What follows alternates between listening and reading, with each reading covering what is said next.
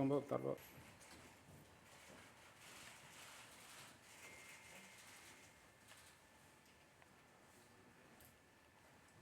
Baik, saya persilakan Pak Asep, PLT Deputi Penindakan KPK untuk uraian terkait dengan kegiatan angkat tangan dugaan tindak pidana korupsi terkait proyek pembangunan jalan di Dinas PUPR Provinsi Sumatera Utara dan di Satuan Kerja Pembangunan Jalan Nasional atau PJN Wilayah 1 Sumatera Utara.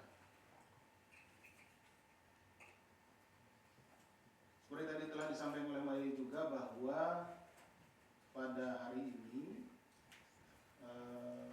kita akan sampaikan yang pertama-tama adalah terkait dengan kronologisnya, di mana sejak beberapa bulan yang lalu itu ada informasi dari masyarakat kepada kami terkait dengan dugaan tindak pidana korupsi, kemudian juga adanya infrastruktur di wilayah tertentu di Sumatera Utara, kualitasnya yang memang kurang bagus, sehingga diduga ada tindak pidana korupsi pada saat pembangunannya. Berbekal dari laporan informasi tersebut dari masyarakat, kemudian KPK menurunkan tim tentunya dan memantau pergerakan yang kemudian juga di pertengahan tahun ini ada beberapa proyek jalan, ya, khususnya ini jalan, ada beberapa proyek jalan di Sumatera Utara. Nah, sekitar awal minggu ini diperoleh informasi ada kemungkinan pertemuan dan juga terjadi penyerahan sejumlah uang. Kami sudah mendapatkan informasi ada penarikan uang sekitar 2 miliar dari pihak swasta yang kemungkinan besar uang 2 miliar ini akan dibagi-bagikan kepada pihak-pihak tertentu, di mana pihak swasta ini berharap untuk memperoleh proyek, ya, terkait dengan pembangunan jalan. Kemudian kami melakukan pemantauan, tim melakukan pemantauan dan bergerak ke sana pada sekitar malam Kamis. Kami memantau bahwa ada pertemuan antara pihak swasta, ini saudara Kir, ya, dan saudara Ray, dengan saudara TOP dari salah satu tempat. Kemudian kami memantaunya. Selain itu kami juga berkomunikasi dan berkoordinasi dengan stakeholder lain, khususnya dengan PPATK tentunya, untuk memantau pergerakan dari uang. Ya. Kita mengikuti dengan follow the money, kemana uang itu akan berjalan. Nah, setelah melalui proses pemantauan, kita mencari data juga bahwa ada kegiatan atau ada beberapa proyek pembangunan jalan. Itu ada di 2 tempat, ya. Yang pertama itu proyek pembangunan jalan di Dinas PUPR Provinsi Sumatera Utara, yaitu preservasi jalan Simpang Kota Pinang Gunung Tua, Simpang PAU 11. Ini dengan nilai 56,5 miliar di tahun 2023. Kemudian preservasi jalan Simpang Kota Pinang Gunung Tua, Simpang PAU 11 tahun 2024. Ini nilainya 17,5 miliar di 2024. Kemudian ada beberapa rehabilitasi jalan dan preservasi jalan di kota Gunung Tua, Simpang PAU 11. Ini kota Simpang Kota Pinang Gunung Tua, Simpang PAU 11. Dan penanganan longsoran di tahun 2025. Kemudian ada juga proyek jalan, ya, pembangunan jalan di Satuan Kerja Pembangunan Jalan Nasional atau PJN di wilayah 1 Sumatera Utara, itu proyek pembangunan jalan Sipingot Batas Labusel dengan nilai 96 miliar. Kemudian proyek pembangunan jalan Kutaim Baru Sipingot dengan nilai 61,8 miliar. Sehingga totalnya sejumlah 231,8 miliar. Nah, dengan adanya proyek jalan tersebut senilai 231,8, maka kami memutuskan sini karena sudah ada pergerakan uang, deliver uang. Ini masih pada tahap awal, rekan-rekan. Ini supaya pihak swasta ini dengan perusahaannya memenangkan proyek-proyek jalan tersebut. Kita dihadapkan pada dua pilihan. Pertama adalah kami menunggu sampai dengan proses lelang ini berjalan, kemudian pembangunan jalan ini berjalan, dilakukan oleh pihak-pihak yang memang sudah disetting menang.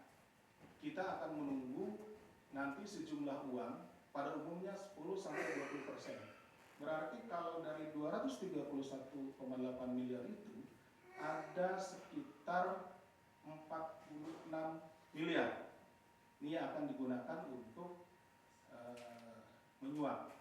Nah, apakah kami harus menunggu sampai uang itu cair, kemudian diserahkan kepada para pihak, lalu kami tangkap dan kami bawa sejumlah uang itu sekitar 46 miliar sebagai bukti yang sini.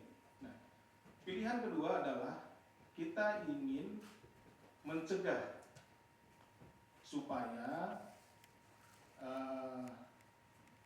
pihak-pihak ini tidak mendapatkan proyek tersebut. Kenapa? Karena kalau dibiarkan, walaupun ini uang yang terdeliver kepada para pihak itu tidak sebesar kalau KPK mengambil opsi yang pertama. Tetapi tentunya kebermanfaatan dari masyarakat akan lebih besar kalau mengambil opsi yang kedua. Kenapa? Pihak-pihak atau para pengusaha yang akan mendapatkan pekerjaan dengan cara-cara curang, dengan cara-cara menyuap, itu kemudian akan kita gagalkan. Terbukti hari ini kita bisa menangkap mereka dengan barang bukti, walaupun dengan barang bukti yang lebih sedikit, tidak 46 miliar, tetapi perusahaannya tersebut tidak akan menjadi pemenang. Tidak akan menjadi pemenang atau yang melakukan pekerjaan pembangunan jalan tersebut. Sehingga kita berharap nilai kontrak 231,8 miliar untuk pembangunan jalan di beberapa ruas jalan yang ada di Sumatera bisa dimenangkan oleh perusahaan-perusahaan yang kredibel. Sehingga hasilnya nanti ke depan ya, kita tunggu ya,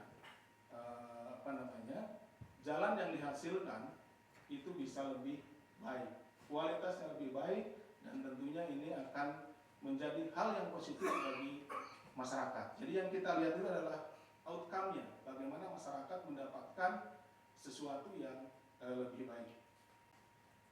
Kronologisnya adalah sebagai berikut, bahwa pada tanggal 22 April tahun 2025, Saudara Kir, ini adalah Direktur Utama PT DNG, bersama dengan Saudara TOP, selaku Kepala Dinas PUPR Provinsi Sumut, kemudian juga Saudara RES, selaku Kepala UPTD Gunung Tua Dinas PUPR Provinsi Sumut, merangkap sebagai PPK atau pejabat pembuat komitmen, dan staf UPTD Gunung Tua lainnya melakukan survei off-road di daerah desa Sipiongot dalam rangka meninjau lokasi proyek pembangunan jalan. Saudara TOP selaku Kepala Dinas PUPR kemudian memerintahkan Saudara RES untuk menunjuk KIR sebagai rekanan penyedia tanpa melalui melalui mekanisme dan ketentuan dalam proses pengadaan barang dan jasa. Jadi pada saat melakukan survei tersebut, seharusnya pihak swasta itu tidak hanya sendirian yang diikutkan. Di sini sudah diikutkan saudara KIR sebagai Direktur Utama PT DNJ ini sudah dibawa sama saudara TOP ini, Kepala Dinas PUPR. Kemudian juga TOP ini memerintahkan saudara RES untuk menunjuk saudara KIR. Sini sudah terlihat perbuatan meeting offline-nya, sudah terlihat bahwa ada kecurangan, ada ditunjuk. Seharusnya ini kan melalui proses lelang yang memang benar-benar transparan, gitu ya. Tidak ditunjuk seperti itu. Kemudian pengadaan tersebut di jalan proyek pembangunan jalan Kutain Baru Sipiomot itu nilai proyeknya tersebut sekitar 157,8 miliar. KIR kemudian dihubungi oleh saudara RES yang memberitahu bahwa pada bulan Juni 2025, bulan ini ya, akan tayang proyek pembangunan jalan dan meminta KIR menindaklanjutinya dengan memasukkan penawaran. Jadi nanti proyek-proyek tersebut akan tayang ya, dan tinggal masukkan penawarannya. Itu KIR ini sebagai Direktur Utama PT DNJ. Kemudian pada tanggal 23 sampai 26 Juni 2025, KIR kemudian memerintahkan stafnya untuk berkoordinasi dengan RES dan staf UPTD untuk mempersiapkan hal-hal teknis sehubungan dengan proses e-katalog. Jadi sudah dipersiapkan segala sesuatunya. Dari awal memang PT DNG ini yang ditunjuk akan menjadi pemenangnya.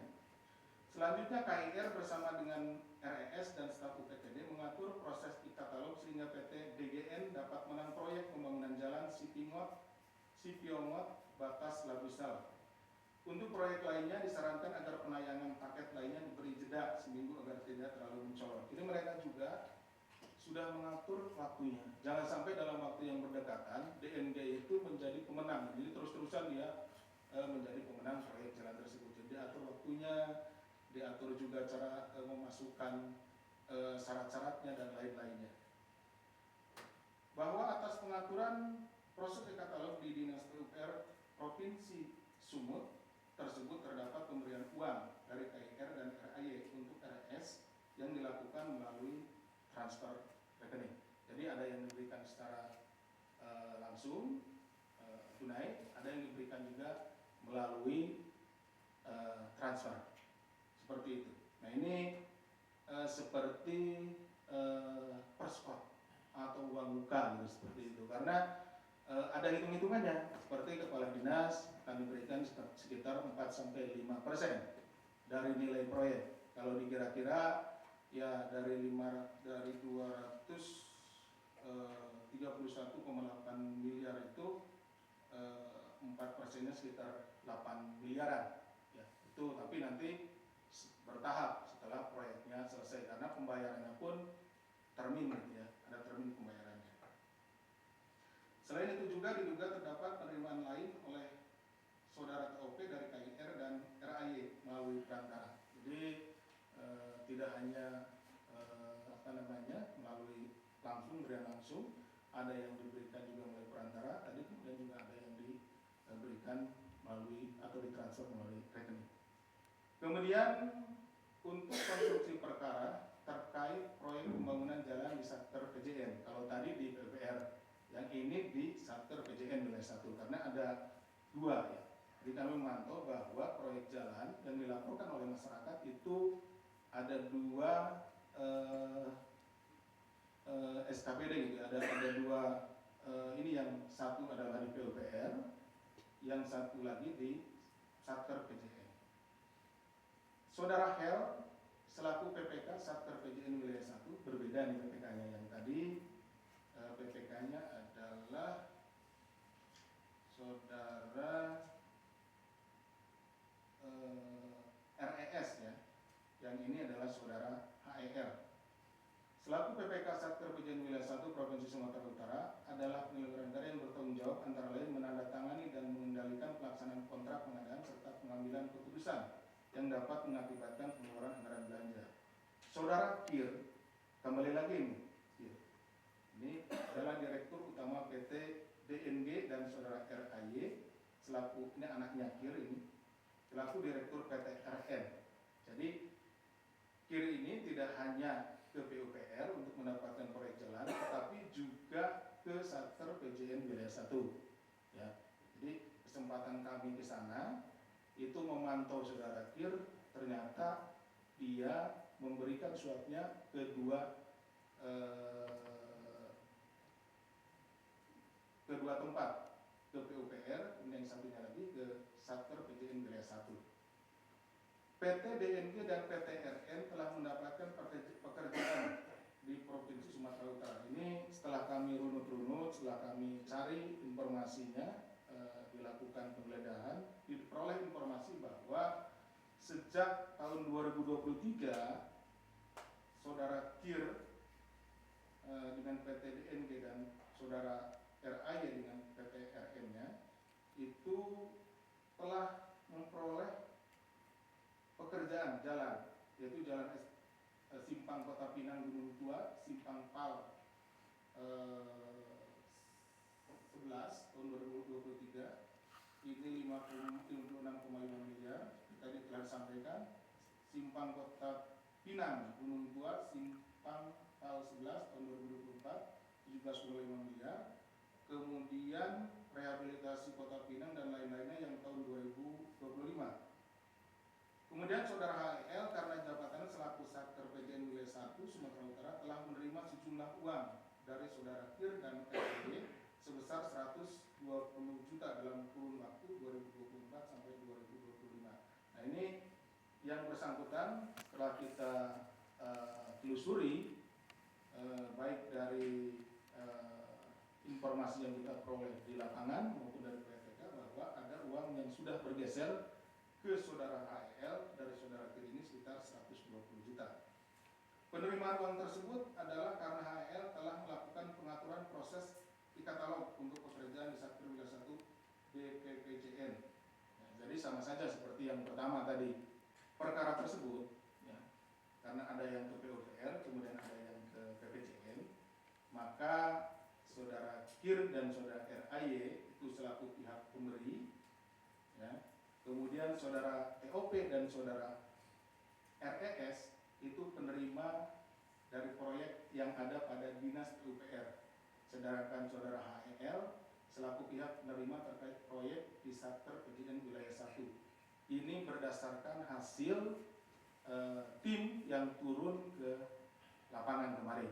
Nah, tidak menutup kemungkinan dari hasil pemeriksaan yang kami lakukan terhadap saudara Kir, saudara RAY, saudara TOP, saudara RS, saudara HEL, itu akan diperoleh informasi aliran uang kemana saja. Jadi ini masih tahap awal yang kita ketahui dan kita temukan pada saat tim turun di lapangan. Seperti itu. Jadi tentunya kami akan terus menggali, karena tentunya nilai tadi 231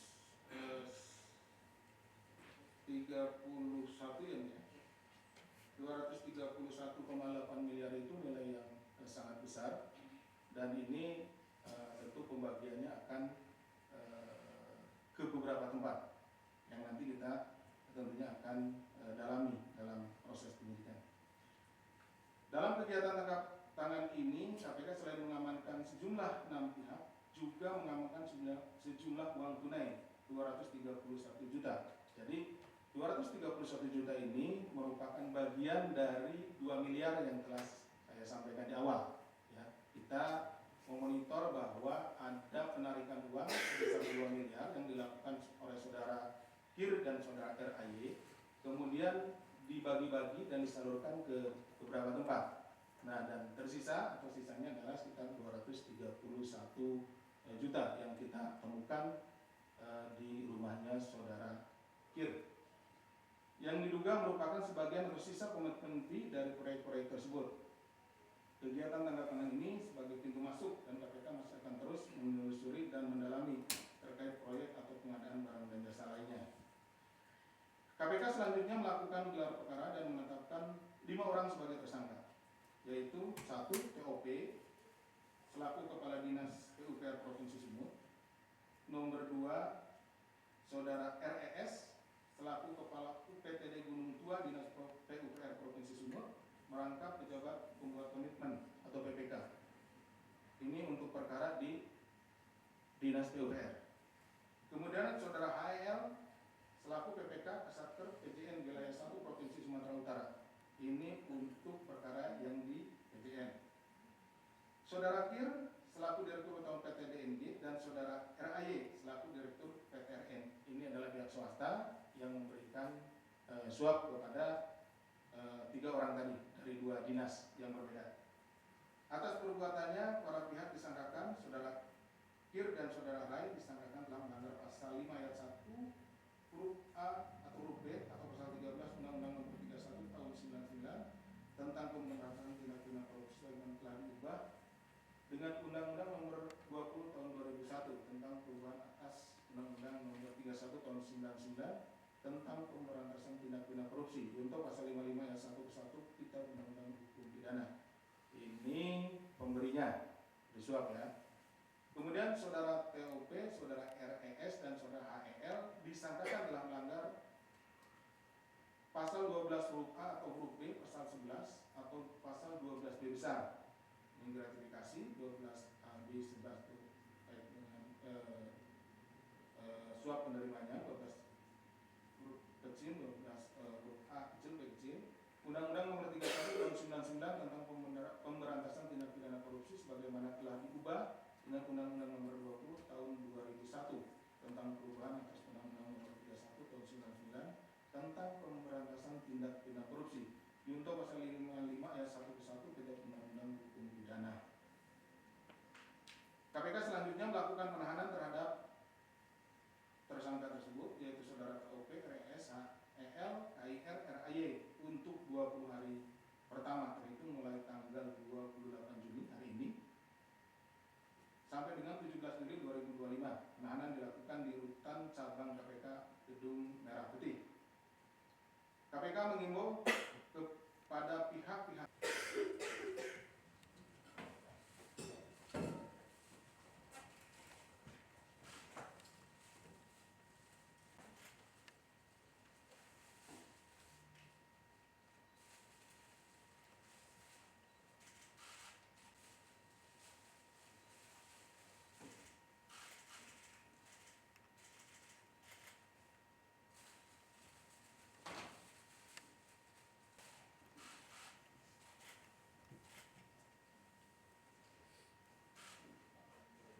jumlah 231 juta yang merupakan bagian dari berarti sekitar, tentunya ini juga kami sedang mencari dan mengikuti berkoordinasi dan bekerjasama dengan stakeholder lain dalam hal ini PPT. Sudah cukup ya, teman-teman?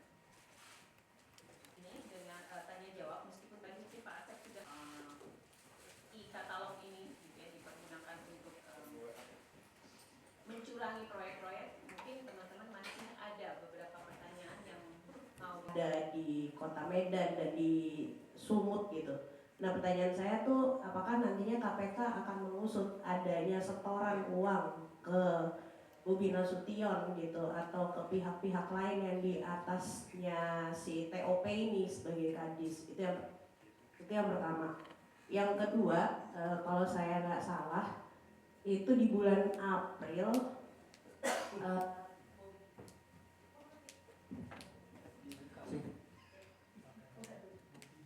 minta konfirmasi aja nih Pak, sebenarkah barangkali dari operasi itu kemarin penyidik atau satgas itu menemukan bukti percakapan gitu antara para tersangka mungkin ke Pak Bobi tentang keterlibatannya. Terus apa tindakan KPK kalau memang itu benar ya? Setelah itu gitu, apakah berencana langsung ke rumah Pak Bobi apa gimana? Itu aja sih Pak Asep. Terima kasih. Oke, baik, terima kasih Rizky dan Tasya. Sudah lama kayaknya ya. Baik, dari Mbak Tasya secara garis besar ada 2 yang ditanyakan, tapi nanti beranak kayaknya ini. Yang pertama terkait dengan profil dari TOP ya Pak.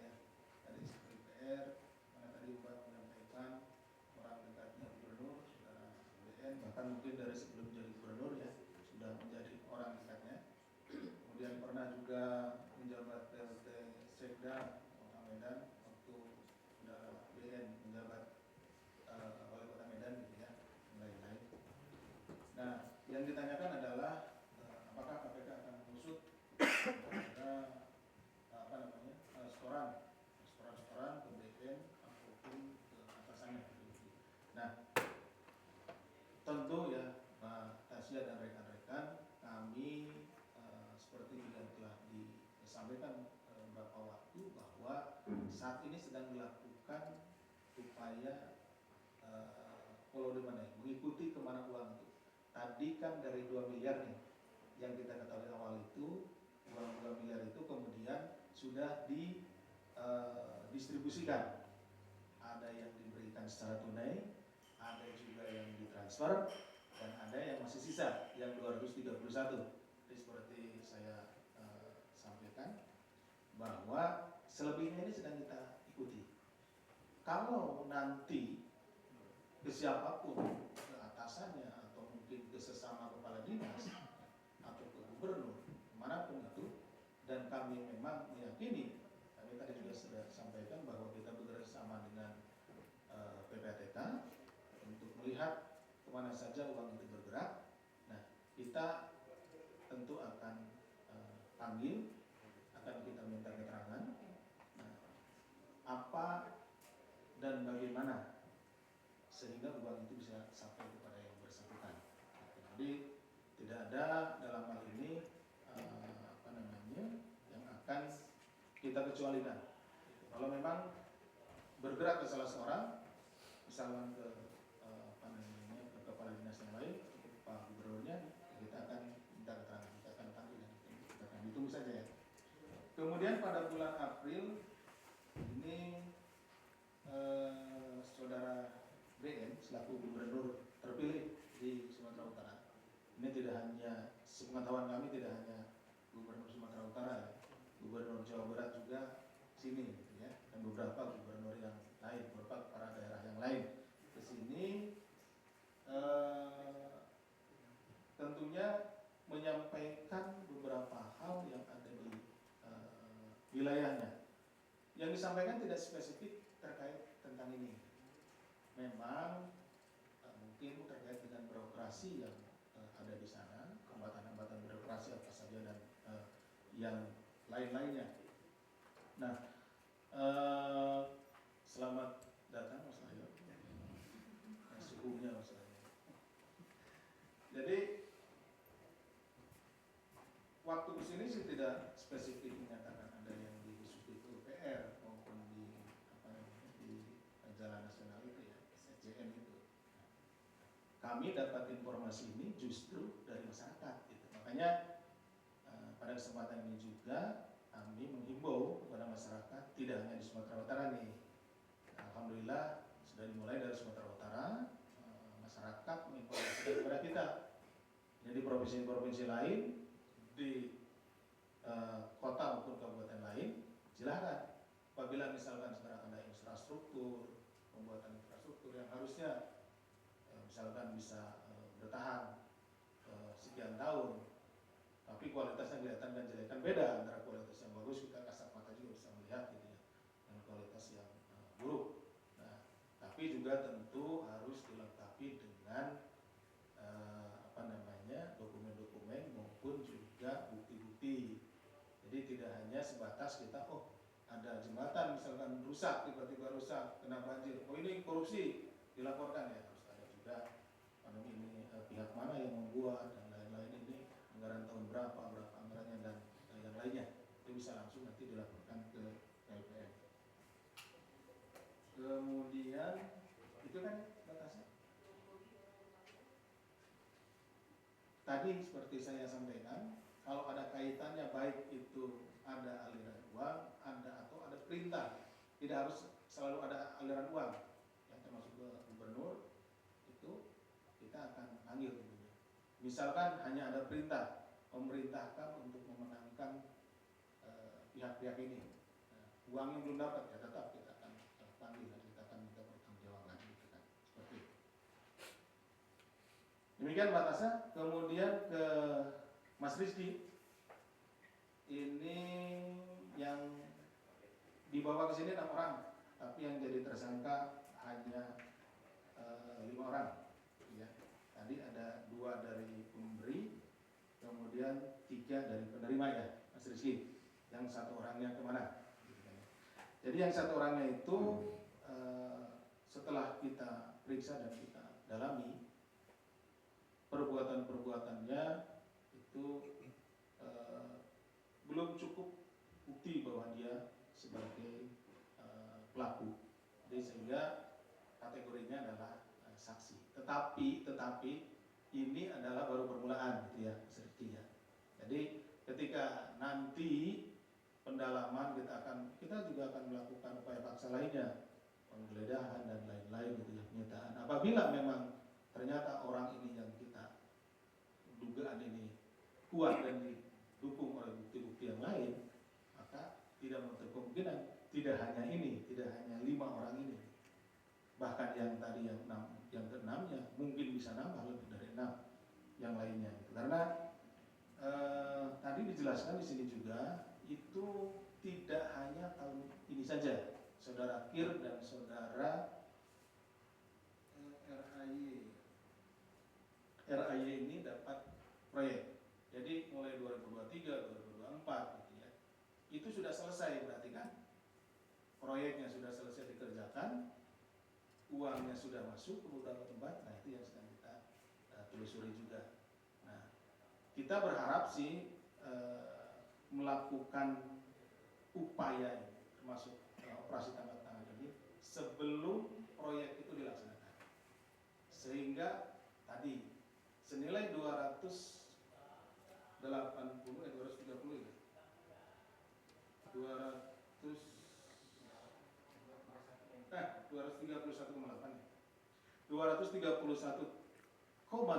miliar ini, yang ini proyek ini tidak lalu menjadi proyek yang dikerjakan memang oleh orang-orang yang melakukan atau korup gitu ya, sehingga pekerjaannya atau hasil kerjanya nanti akan sia-sia. Kalau di awal seperti ini, nah itu bisa lebih bagus. Kenapa? Karena kita bisa mengeliminir, membantu pihak dalam hal ini Provinsi Sumatera Utara untuk mengeliminir perusahaan-perusahaan yang tidak kredibel ini, yang berusaha mendapatkan proyek itu dengan cara-cara curang, dengan menyuap beberapa pihak. Tadi juga bisa lebih baik lagi. Terima kasih. Assalamualaikum warahmatullahi wabarakatuh. Topan ini? Bukan. Mana Pak Topan? Pak Topan nomor 19. Pak Topan nomor 19. Pak Topan ini nomor 19 nih Pak Topan nih. Pak Topan nomor 19. Pak Bobi gimana Pak? Pak Bobi Pak. Pak Bobi Tutup semua. gimana kira-kira Pak? Pak Topan! Selamat bersenang-senang.